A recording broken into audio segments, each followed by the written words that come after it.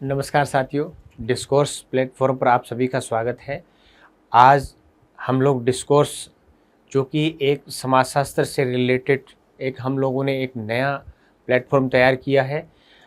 हम लोगों ने ये एक मन बनाया क्योंकि देखा है कि सोशियोलॉजी को लेकर के कोई एक्सपर्ट लोग जो हैं वो इंस्टीट्यूशंस में नहीं लोग काम कर रहे हैं और जो कंटेंट है उसको लेकर के भी बहुत सारी समस्याएं हैं। ये अगर थोड़े बहुत अगर जागरूक विद्यार्थी हैं तो उनको इन बातों का पता है कि भी क्योंकि हम लोगों ने देखा है कि नॉर्मली ये जो सोशियोलॉजी वाला पार्ट है, छोटा पार्ट है, आरएस मेंस में ही है, प्रीलिम्स में सोशियोलॉजी नहीं है। तो इस कारण से जो अदर सब्जेक्ट्स के लोग हैं, जो मैं विषय का तो नाम नहीं लूँगा, लेकिन वो लोग जो है इसको एक पार्ट टाइम सिलेबस के रूप में लेते हैं और इसको पढ़ाते हैं। तो बहुत सारे स्टूडेंट्स के फ़ोन वगैरह आते हैं, एक समस्याएं हैं कि सर हमें एक प्रॉपर कोई सोशियोलॉजी पढ़ाने वाला हमारे पास फैकल्टी नहीं है। और जबकि पिछला पेपर आप लोगों ने देखा होगा और वो पिछले पेपर के बाद में किस तरह की इस संस्थाओं में चर्चाएं चली, वो आप उन चीज़ों से आप लोग वाकिफ़ है। इन सारी चीज़ों को ध्यान में रखते हुए हम लोगों ने एक प्लान बनाया कि हम अभी आज, क्योंकि एग्ज़ाम बहुत नज़दीक है, आज 13 तारीख है और हम लोग जो है अभी 2-4 दिन में आपका एग्ज़ाम होने वाला है। अगर पोस्टपोन नहीं हुआ है तो जिसकी संभावना कम लगती है, तो हम लोग डिस्कोर्स के माध्यम से उन संभावित प्रश्नों पर चर्चा करेंगे जिसकी आने की संभावनाएं बन सकती है। हालांकि एक अनुभव होना चाहिए कि मेरा आप लोगों को सजेशन ये रहेगा कि इम्पोर्टेंट जैसी कोई चीज़ होती नहीं है, पूरा सिलेबस आपको कवर करना है। हाँ, ये है कि समय कम है तो इसलिए जो आप लोगों ने पहले पढ़ रखा है उसी को ही आप लोग रिपीट करेंगे तो ज़्यादा बेटर रहेगा। तो चलते चलते पार्ट फर्स्ट में, समाजशास्त्र चलते चलते पार्ट फर्स्ट में आज लोग हम जाति और वर्ग, और एक हमारा जो पहला टॉपिक है development of social thought in India, इस पर हम लोग बात करेंगे। तो जाति और वर्ग है, इस पर विगत वर्षों में बहुत सारे प्रश्न पूछे जा चुके हैं, लेकिन अब नए प्रश्न क्या बन सकते हैं। तो एक तो हमें जाति का अर्थ पता होना चाहिए कि वैसे देखा जाए तो देखो पूरी दुनिया में जो है ये जाति और वर्ग दोनों ही है। ये किस चीज़ का एग्जाम्पल है, ये जाति और वर्ग दोनों ही सोशल स्ट्रेटिफिकेशन का, सामाजिक स्तरीकरण का क्या है, उदाहरण है। ठीक है, यानी समाज को ऊंच नीच के लेयर में, परतों में बांटने का काम करती है। और जाति जो है वो भारत में है और रेस्ट ऑफ वर्ल्ड है उसमें वर्ग व्यवस्था पाई जाती है। जाति का आधार जन्म होता है, जन्म के आधार पर ही जो मेन आइडेंटिटी है वो तय हो जाती है व्यक्ति की। और जाति एक ऐसा सामाजिक समूह है जिसकी सदस्यता जन्मजात होती है और अपनी ही जाति में विवाह करने को प्राथमिकता दी जाती है, यानी ये एक एंडोगेमस ग्रुप है। और जाति व्यवस्था के अंदर जो है प्रत्येक जाति का एक निश्चित व्यवसाय होता था और वो व्यवसाय पीढ़ी दर पीढ़ी चलता था। जैसे आप लोग विशेषकर जो ग्रामीण पृष्ठभूमि के बच्चे हैं, अगर वो करीब, मैं ये कह सकता हूँ कि अगर वो 70 और 80 के दशक के हैं तो उन्होंने ये, मैं ये कह रहा हूँ कि 2000 से पहले पहले वैश्वीकरण की जो इम्पैक्ट शुरू हुआ था उससे पहले पहले का जो हमारा ग्रामीण भारत है उसमें ये इस तरह की व्यवस्थाएं देखी गई है कि प्रत्येक जाति का अपना एक व्यवसाय होता था। जैसे बाल काटने का काम नाई करता है, जिस तरीके से कपड़े सिलने का काम दर्जी है, सोने चांदी का काम सुनार है, कर्मकांड का काम वो ब्राह्मण करता है, और इसी तरीके से कपड़े धोने का काम धोबी के द्वारा किया जाता था, लोहे का काम लोहार के द्वारा किया जाता था। खेती करने वाले भी कुछ पर्टिकुलर जातियां होती है, तो इसको हम जजमानी व्यवस्था के रूप में भी जानते हैं। तो ये पीढ़ी दर पीढ़ी चलने वाला एक निश्चित व्यवसाय है, इस तरह का एक समूह है। और उच्च जातियों को विशेषाधिकार प्राप्त है, निम्न जातियों को अधिकारों से वंचित किया गया। तो और वहीं वर्ग जो व्यवस्था है, वर्ग व्यवस्था है उसका मुख्य आधार है वो जन्म नहीं है, वर्ग व्यवस्था का आधार है वो आपका धन और संपत्ति है, आपकी आय है, आपकी यूँ कह सकते हैं कि आपकी शिक्षा है, राजनीतिक शक्ति है, वो आपका आधार बन सकती है। कहने का भाव यही है कि जब जन्म के अलावा अन्य किसी भी आधार पर जब समाज को ऊंच नीच में बांटा जाता है तो इस तरह की व्यवस्था को हम वर्ग व्यवस्था कहते हैं। तो जाति में अब इम्पोर्टेंट चीज़ क्या बन सकती है, नई चीज़ क्या आ सकती है, संभावनाएं किस प्रकार की बनी, जाति बनी कैसे। जाति की अलग अलग उत्पत्ति के अलग अलग कारण, अलग अलग मान्यताएं हैं। हम मोटे तौर पर दो ही तरह के सिद्धांतों पर बात करेंगे। एक प्रजातीय सिद्धांत जिसके फाउंडर रिजले हैं और जिसका समर्थन गुरी और किसने किया था, मजूमदार ने किया था। रिजले ये कहते हैं कि देखो आर्य कहाँ से, फारस से आए और जब आर्य फारस है, आप लोग इतिहास में पढ़ते हो कि उन्होंने का यहाँ के जो अनार्य लोग थे, जो द्रविड़ थे, मूल निवासी थे, उनके ऐसा माना जाता है, रीजली ऐसा मानते हैं कि यहाँ के मूल निवासी ये थे। और लगभग वेस्टर्न जितने भी विद्वान हैं वो ऐसा, वेस्टर्न सोशोलॉजिस्ट ऐसा मानते हैं कि बेसिकली आर्य हैं वो भारत के मूल निवासी नहीं थे, ये लोग बाहर से आए और उन्होंने यहाँ के जो लोकल जो लोग थे, अनार्य थे, उनको पराजित किया, उनको अपना गुलाम बनाया। और ये लोग अपने साथ में सेनाएं लेकर के आए और अब ये जो फारस में आर्य है ये 3 भागों में बंटे हुए थे। तो अब ये है, इन्होंने यहाँ के लोगों को पराजित किया और एक चौथा वर्ग बना लिया। अपने साथ में महिलाएं नहीं लाए थे। तो जब ये यहाँ शासक बन गए तो इन्होंने जब वहाँ की जो द्रविड़ महिलाओं से, अनार्य महिलाओं से शादी की, तो इस तरह की जो शादी होती है उसको हम अनुलोम विवाह कहते हैं। तो कहने का मतलब ये है कि रिजली का मानना है कि विभिन्न प्रकार की प्रजातियों का क्या होता है, अनुलोम विवाह के कारण मिश्रण होता है। तो इस कारण से मिश्रण के बाद में जो एक वर्ण संकर के रूप में एक नई जाति पैदा हुई, तो ऐसे जातियां वर्ण संकर होते गई, जातियों का, अलग अलग जातियों का, प्रजातियों का मिश्रण होता गया और वर्ण संकर के रूप में नई नई जाति की उत्पत्ति होती गई। एग्जाम्पल अभी हम ले सकते हैं, जैसे आपने महाभारत में एक पात्र देखा है होगा, सुना होगा, कर्ण, जिसको सूत पुत्र कहा जाता है। तो सूत जाति की उत्पत्ति कैसे हुई? सूत जाति की उत्पत्ति हुई है कि अगर ये एक तरीके से किसका उदाहरण है, ये एक तरीके से हम यूँ कह सकते हैं कि अनुलोम विवाह का उदाहरण है, जिसमें लड़का जो है वो क्या होता है, क्षुद्र क्षत्रिय होता है और लड़की है वो क्या है, वो ब्राह्मण कन्या से पैदा हुई है। तो इस तरह से सूत की उत्पत्ति होती है। ऐसे चंडाल जाति आपने देखी होगी, चंडाल जाति की उत्पत्ति है वो किससे हुई है, ये एक तरीके से प्रतिलोम विवाह का उदाहरण है। चंडाल जाति की उत्पत्ति है वो होती है आपके, जब लड़की है वो ब्राह्मण होती है और लड़का क्या होता है, शूद्र होता है। तो ये एक तरीके से प्रजातीय मिश्रण से जो वर्ण संकर के रूप में जो एक जाति पैदा हुई। और इसी प्रकार से हम देख सकते हैं कि महाभारत कालीन जो कर्ण था, जो जिसकी जाति सूत थी, तो ये सूत जाति है, ये भी क्या है, ब्राह्मण और क्षत्रियों का अलग अलग 2 भिन्न वर्णों के वर्ण संकर से ये नई जाति की क्या होती है, उत्पत्ति होती है। एक और सिद्धांत है धार्मिक सिद्धांत होकार्ट और सेनार्ट। होकार्ट इसके प्रतिपादक है, सेनार्ट ने इसका समर्थन किया, इसमें थोड़ा सुधार किया। होकार्ट का मानना है कि वैदिक काल में प्राचीन भारत में जो है सबसे महत्वपूर्ण कर्मकांड यज्ञ होता था। जब हवन के दौरान जो है बहुत सारे लोगों के द्वारा अलग अलग तरह के काम किए जाते थे, अलग अलग तरह की क्रियाएं, धार्मिक क्रियाएं संपन्न की जाती थी। और वो धार्मिक क्रियाएं जो है वो जब आगे पीढ़ी दर पीढ़ी चलने लगी तो उसने जाति का स्वरूप ग्रहण कर लिया। अब वो ये कहते हैं कि हवन के दौरान, यज्ञ के दौरान जो मंत्रोच्चारण करते थे वो ब्राह्मण कहलाए, ये विधि पूर्वक संपन्न हो सके हवन, इसलिए उनकी रक्षा करने वाले लोग क्षत्रिय कहलाए। देवी देवताओं को फूल चढ़ाने के लिए मालाओं की जो व्यवस्था करते थे वो माली कहलाए, जो बर्तन बनाने का काम करते थे वो कुम्हार कहलाए। इसी तरीके से हम लोग देखते हैं जो लकड़ी का काम करते थे वो क्या है, वो जांगीड़ी या खाती कहलाए। तो और सेनार्ट कहते हैं कि देखो बहुत सारे देवी देवताओं को माना जाता था, भारतीय समाज में बहुदेववाद पाया जाता था और अलग अलग देवी देवताओं को लोग मानने वाले लोग हैं वो एक दूसरे के साथ में खान पान नहीं करते थे, वो एक दूसरे के साथ वैवाहिक संबंध स्थापित नहीं करते थे, वो एक दूसरे से डिस्टेंस बना करके रखते थे। तो ये जो प्रतिबंध थे और ये प्रतिबंध जब जो है आगे से आगे पीढ़ी दर पीढ़ी चलने लग गए तो फिर ये उन्होंने एक जाति का रूप ले लिया। जैसे हम ये कह सकते हैं कि भारतीय समाज में आप लोग देखिए जो बिश्नोई जाति है इसकी उत्पत्ति जाटों से मानी जाती है। एक गुरु थे, एक संत थे, उन्होंने कुछ नियम दिए, उन नियमों को मानने वाले जो लोग थे, जो अधिकांश थे जाट जाति के थे, जब वो उनको मानने लगे, उन 29 नियमों को, 20 और 9 नियमों को मानने लगे तो फिर आगे चल करके वो बिश्नोई कहलाए और इस तरीके से बिश्नोई जाति की उत्पत्ति हुई। इसी तरीके से सिखों में जो जट सिख पाए जाते हैं उनकी उत्पत्ति भी जाटों से मानी जाती है। इनकी गोत्र है वो चाहे वो बिश्नोई हो, चाहे जाट हो, चाहे जट सिख हो, इनकी गोत्र आपस में मिलती है। और जट सिख कौन कहलाए? जो गुरु नानक को मानने लगे, जो इन 10 गुरुओं को मानते थे, उनके नियमों को फॉलो करने लग गए, तो वो जो है वो सिख के रूप में, जट सिख के रूप में एक जाटों से नई जाति की उत्पत्ति होती है। तो ये धार्मिक सिद्धांत है।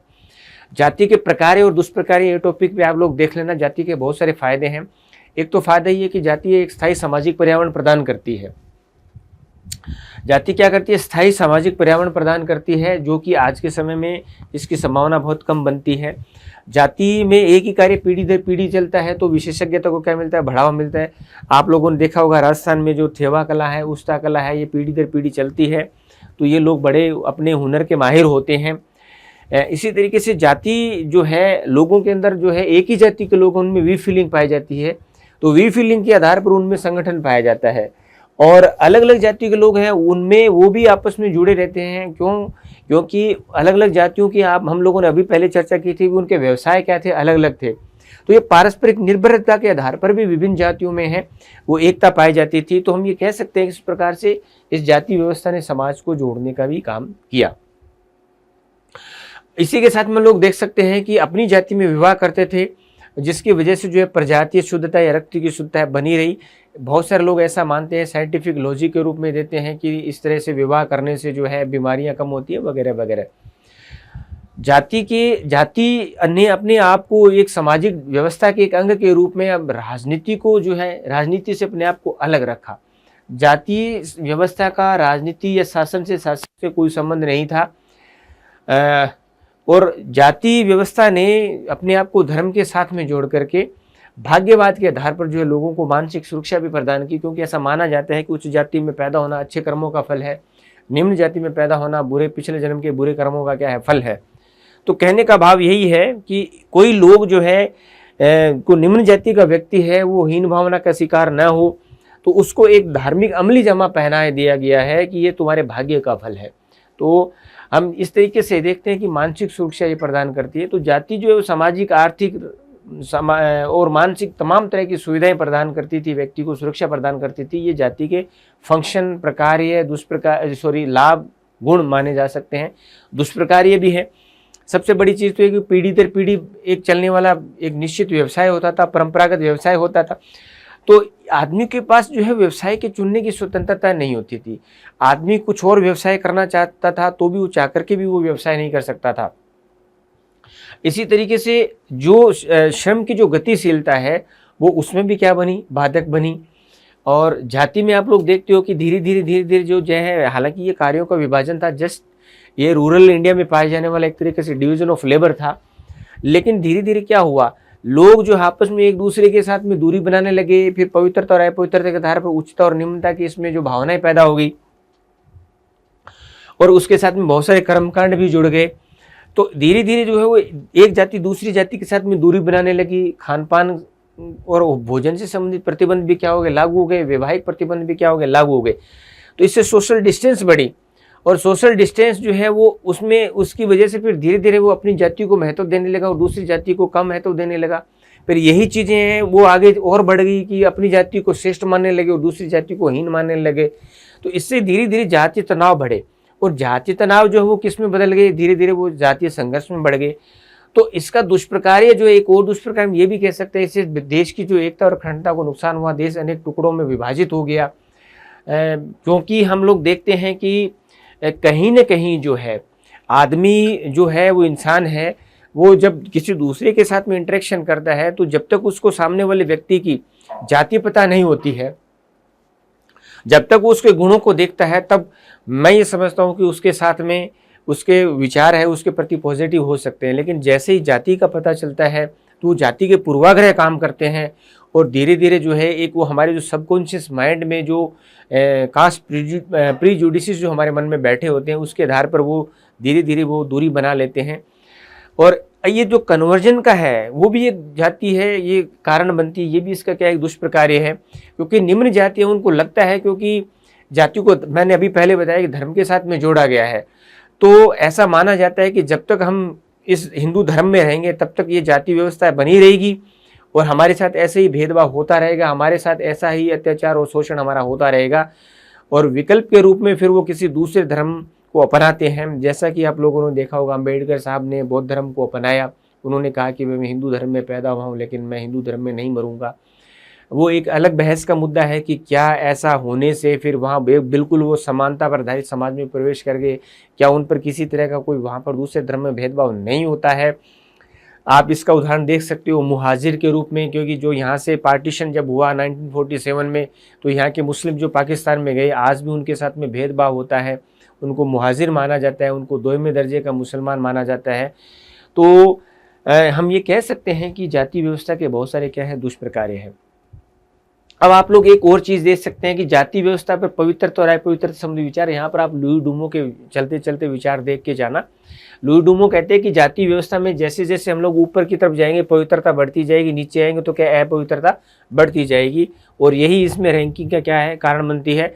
ड्यूमा का ऐसा मानना है कि भारतीय व्यवस्था में, भारतीय जाति व्यवस्था में, भारतीय समाज में खाने पीने में, वस्त्र में, भोजन में, विवाह में, पुरुषार्थ में, गुणों में, सत्व रजतम, है ना, इन सभी चीज़ों में क्या है पवित्र और अपवित्रता का विचार चलता है। जैसे पवित्र किसको माना, मोक्ष को पवित्र माना गया, काम को क्या माना गया, अपवित्र माना गया। अपनी जाति में विवाह करना पवित्र है, दूसरी जाति में विवाह करना, इंटरकास्ट मैरिज करना अपवित्र माना गया है। एक विवाह करना पवित्र माना गया, बहुविवाह क्या करना क्या है अपवित्र माना गया है। इस तरीके से हम लोग देखते हैं कि सोने को पवित्र माना गया, जबकि लोहे को क्या माना गया, अपवित्र माना गया।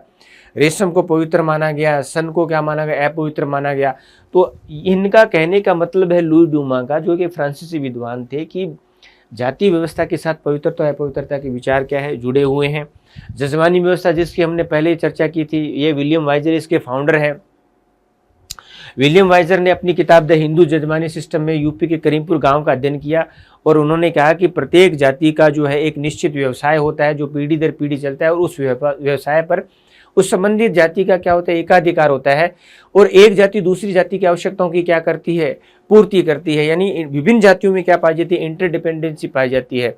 अगर हम समाजशास्त्रीय परिभाषा की बात करें, समाजशास्त्रीय शब्दावली की बात करें, तो विलियम वाइजर के अकॉर्डिंग जो ये जजमानी व्यवस्था है वो एक प्रकार्यात्मक व्यवस्था थी, यानी फंक्शनल सिस्टम था कि सभी जातियां एक दूसरे की आवश्यकताओं की पूर्ति करती है। और अकॉर्डिंग टू विलियम वाइजर ये जो जजमानी व्यवस्था थी वो समतामूलक व्यवस्था थी, यानी उनका कहने का मतलब ये कि विभिन्न जातियों के मध्य रैंकिंग नहीं थी, ऊंच नीच की भावना नहीं पाई जाती थी, समानता पर आधारित व्यवस्था मानते हैं। हालांकि बीडलमैन जैसे लोग, लुई डूमा जैसे लोग इसकी आलोचना भी करते हैं, इसको संस्तरण मूलक व्यवस्था मानते हैं, इसको शोषण मूलक व्यवस्था मानते हैं।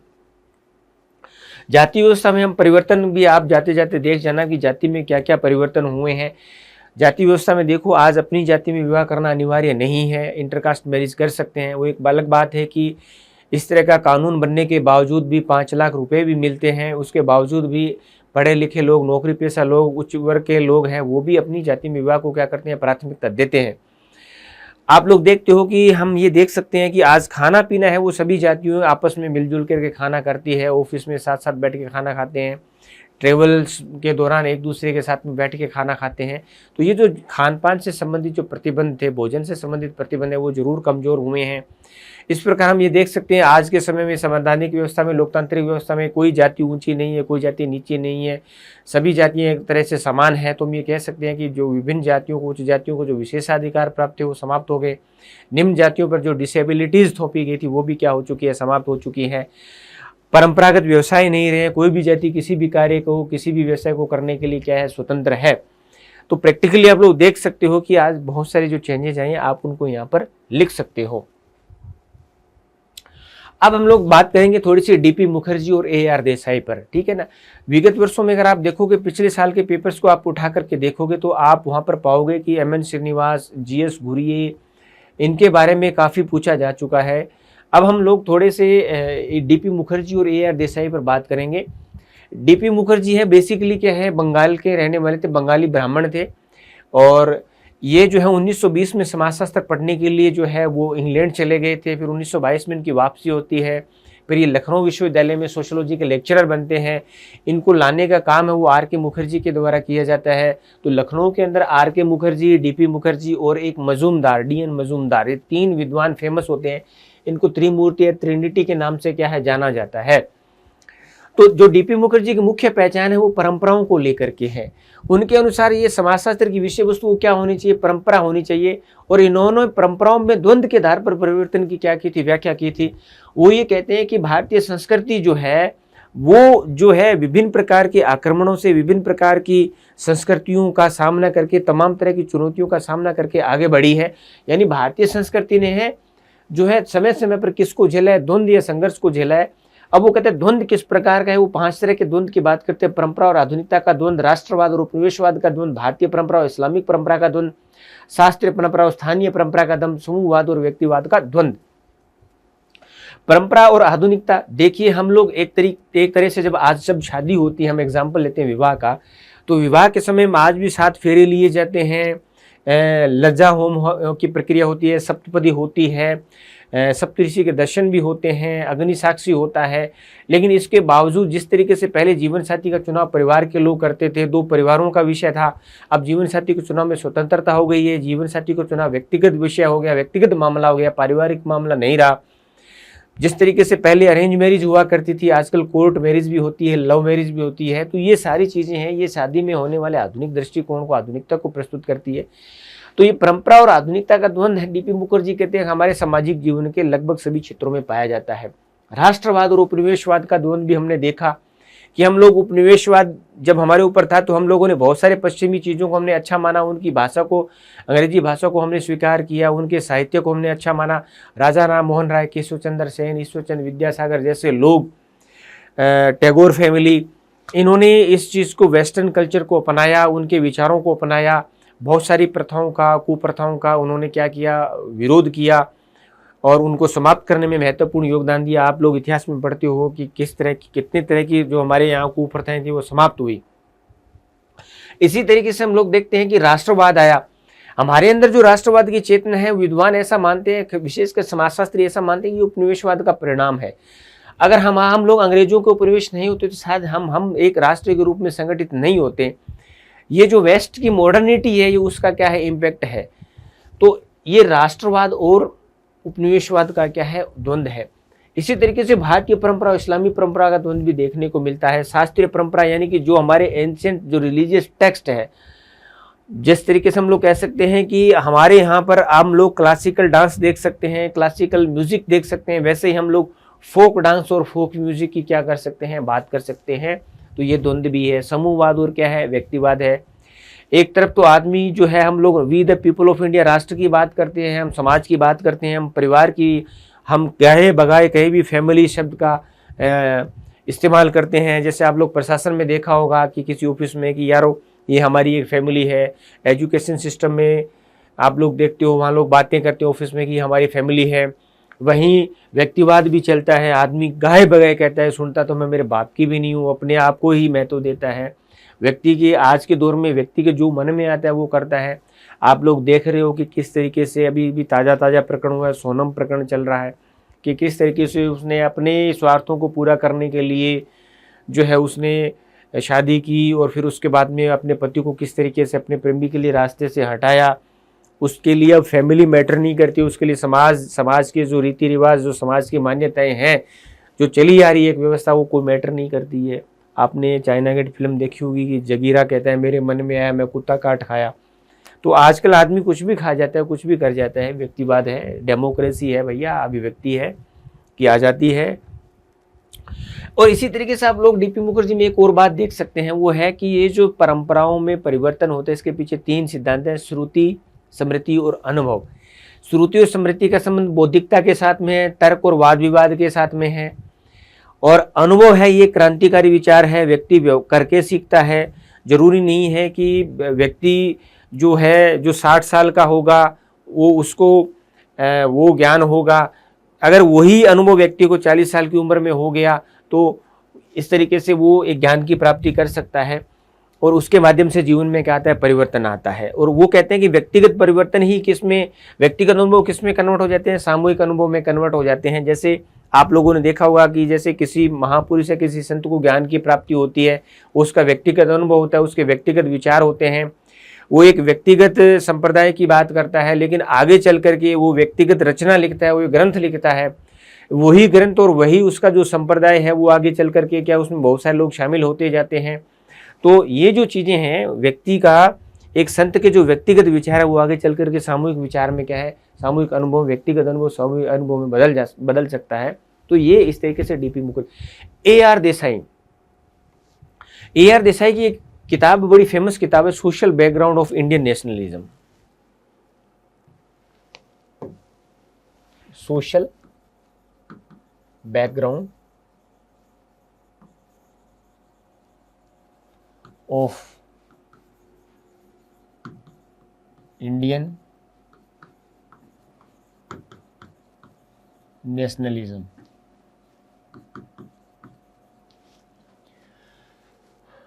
भारतीय राष्ट्रवाद की सामाजिक पृष्ठभूमि। देखिए ये एक ऐसी किताब है ये पहली किताब है भारतीय संदर्भ में समाजशास्त्र की पहली किताब है जिसके साथ में इतिहास को क्या है जोड़ा गया है। यानी समाजशास्त्र और इतिहास इनका ये क्या है कोऑर्डिनेशन है ये किताब। तो इन्होंने फ्रीडम मूवमेंट को जो है AR देसाई ने ये इस तरीके से देखने की कोशिश की कि भी किस तरह की जाति के लोग, किस पृष्ठभूमि के लोग हैं, उन्होंने कितना कंट्रीब्यूशन दिया, ये बातें देखने को मिलती है। AR देसाई के आप स्टेट पर, राज्य पर भी विचार देख लेना, क्योंकि AR देसाई कार्ल मार्क्स से प्रभावित थे, इन पर मार्क्स के विचारों का प्रभाव है, तो निश्चित रूप से पूंजीवाद के विरोधी थे, साम्यवाद और समाजवाद के समर्थक थे। तो इनका ये मानना है कि जो कॉलोनियल जो स्टेट था, इंडियन स्टेट थी, वो पूंजीवादी राज्य था, और आफ्टर इंडिपेंडेंस यानी स्वतंत्रता के बाद भी AR देसाई का मानना है कि भारतीय राज्य जो है वो राष्ट्र है, वो कैसा है, वो पूंजीवादी है। यानी राज्य है वो किसकी तरह काम कर रहा है, भारतीय राज्य, भारत की सरकार वो पूंजीवादी वर्ग की तरह काम कर रही है। इस तरह के विचार जो है वो AR देसाई ने रखे हैं। तो साथियों, आज का जो हमारा जो डिस्कोर्स था, जो हमने एक नया एक्सपेरिमेंट शुरू किया है, वो उस डिस्कोर्स में आज हम तो यहीं इस चर्चा को विराम देते हैं। और आप सब लोगों को आने वाले एग्ज़ाम की जो है मेरी तरफ से और मेरी टीम की तरफ से ढेर सारी शुभकामनाएं। धन्यवाद।